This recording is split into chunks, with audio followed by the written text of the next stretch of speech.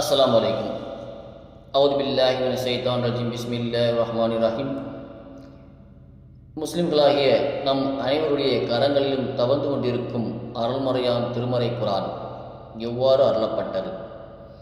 திருக்குர்ஆன் அருளப்பட்ட வரலாறு. திருக்குர்ஆனை நபிகள் நாயகம் ஸல்லல்லாஹு அலைஹி வஸல்லம் அவர்கள் சுயமாக தயாரிக்கவில்லை. இறைவன்தான் வழங்கினான் என்றால் எந்த வகையில் அவர்களுக்கு வழங்கினான் என்ற கேள்விக்கான விடையையும் நாம் அறிந்து கொள்வது மிகவும் அவசியம். நபிகள் நாயகம் ஸல்லல்லாஹு அலைஹி வஸல்லம் அவர்களுக்கு முன் ஏராளமான இறைத்தூதர்கள் அனுப்பப்பட்டனர்.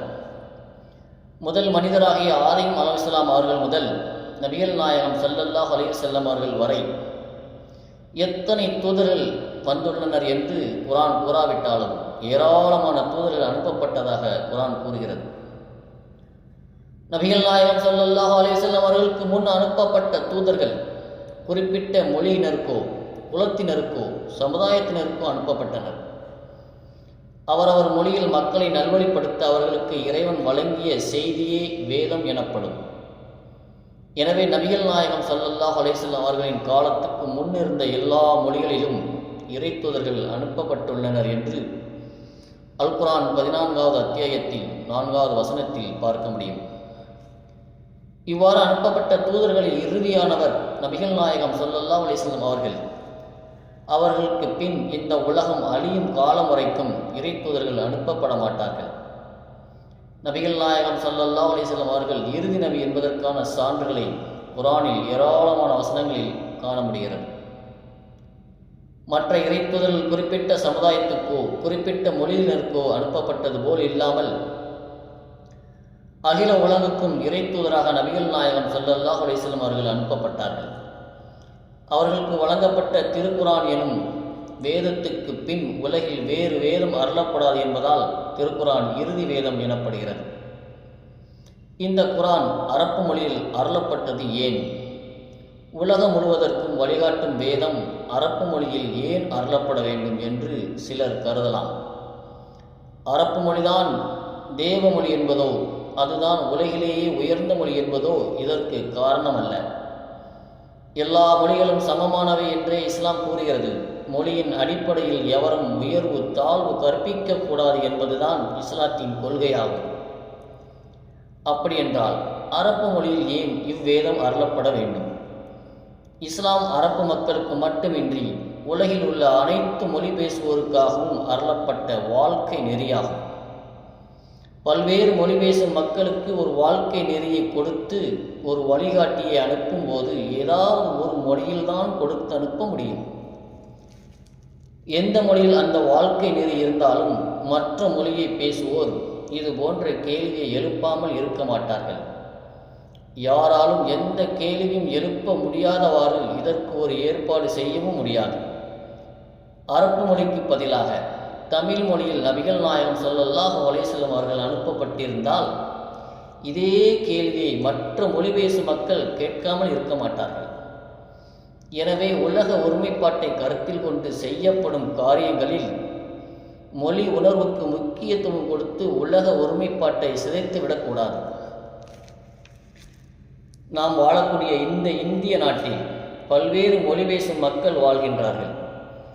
ஆனால் நமது நாட்டிற்கு ஒரு தேசிய கீதத்தை வங்காள மொழியில் உருவாக்கி அதை அனைத்து மொழியினரும் ஏற்றுக்கொண்டிருக்கிறோம். இவ்வாறு ஏற்றுக்கொண்டிருப்பதால் இந்தியாவிலேயே முதன்மையான மொழி வங்காள மொழிதான் என்றோ மற்ற மொழிகள் எல்லாம் தரம் குறைந்தவை என்றோ ஆகாது. நாட்டின் ஒருமைப்பாட்டுக்காக மொழி உணர்வை சற்றே ஒதுக்கி வைத்துவிட்டு அந்நிய மொழியை நாம் ஏற்றுக்கொள்கிறோம். அதுபோல் உலக ஒருமைப்பாட்டுக்காகவும் உலக மக்கள் அனைவரும் ஒரே நல்வழியை நோக்கி திரும்ப வேண்டும் என்பதற்காகவும் மிகச்சில விஷயங்களில் மொழி உணர்வை ஒதுக்கி வைப்பதால் மனித குலத்துக்கு எந்த கேடும் ஏற்படாது. மாறாக உலகளாவிய ஒற்றுமை எனும் மாபெரும் நன்மைதான் ஏற்படும். ஏதாவது ஒரு மொழியில்தான் உலகளாவிய ஒரு தலைவரை அனுப்ப முடியும் என்ற அடிப்படையில் நபிகள் நாயகம் ஸல்லல்லாஹு அலைஹி வஸல்லம் அவர்களுக்கு தெரிந்த அவர்களுடைய தாய்மொழியான அரபு மொழியில் குர்ஆன் அருளப்பட்டது. உலகிலேயே அரபு மொழிதான் சிறந்த மொழி என்பதற்கான அரபு மொழியில் குர்ஆன் அருளப்படவில்லை. குர்ஆன் எவ்வாறு அருளப்பட்டது? நபிகள் நாயகம் ஸல்லல்லாஹு அலைஹி வஸல்லம் அவர்கள் எப்போது எவ்வாறு இறை தூதராக நியமிக்கப்பட்டார்கள் என்பதையும் எவ்வாறு குர்ஆன் அருளப்பட்டது என்பதையும் நாம் தெரிந்து கொள்வது நமக்கு அதிகம் பயனளிக்கும். நபிகள் நாயகம் ஸல்லல்லாஹு அலைஹி வஸல்லம் அவர்களுடைய இயற்பெயர் முஹம்மது. இவர்கள் இன்றைய சவுதி அரேபியாவில் இருக்கக்கூடிய மக்கா எனும் நகரத்தில் கிபி 570ஆம் ஆண்டு பிறந்தார்கள். தாயின் வயிற்றில் இருக்கும்போது தந்தையை இழந்து சிறு வயதிலேயே தாயையும் இழந்தார்கள்.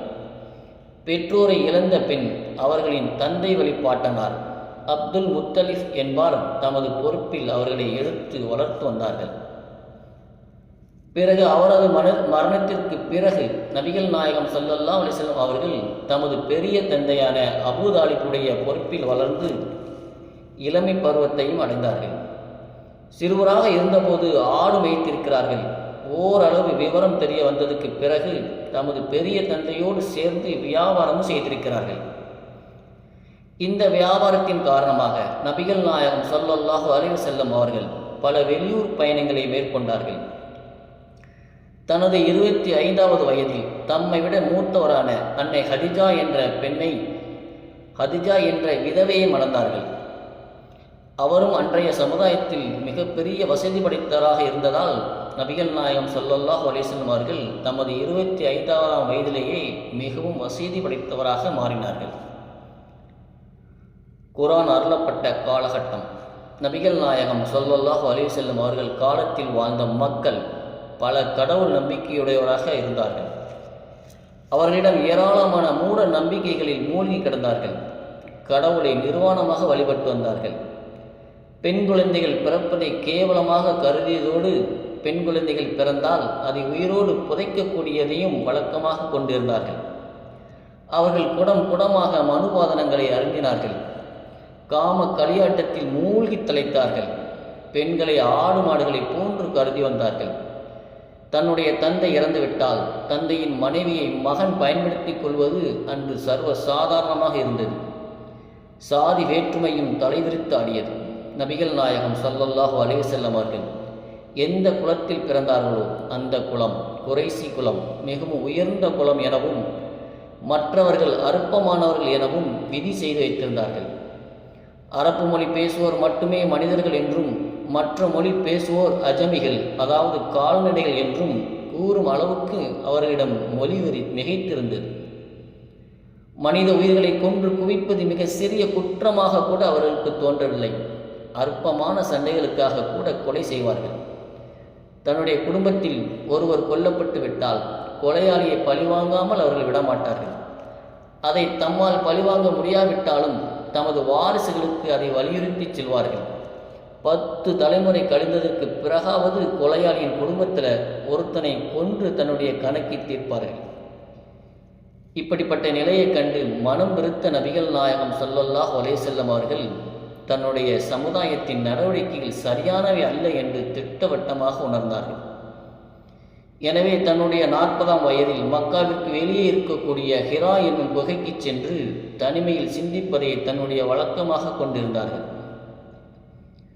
அப்போது பல நாட்களுக்கு தேவையான உணவுகளை தயார் செய்து தன்னோடு கொண்டு சென்று குகையிலேயே தங்கிவிடுவார்கள்.